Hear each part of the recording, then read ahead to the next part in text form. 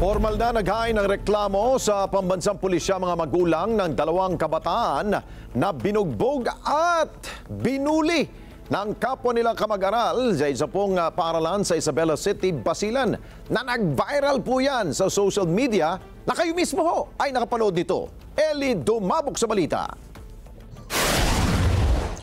Iniimbestigahan ng Police Regional Office o PRO9 ang insidente ng pambubugbog at pambubuli ng dalawang minor de edad na lalaki sa kamag-aral sa likurang bahagi ng isang paaralan sa lungsod ng Isabela dito sa lalawigan ng Basilan noong nakaraang linggo.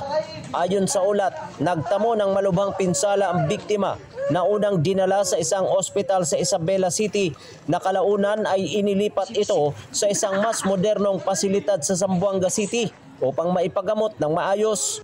Kinumpirma ng PRO9 na nagsumiti na ng opisyal na reklamo ang mga magulang ng nasabing estudyante sa Isabela City Police Station. Ayon sa kanila, magsasampa sila ng kaso laban sa dalawang sospek.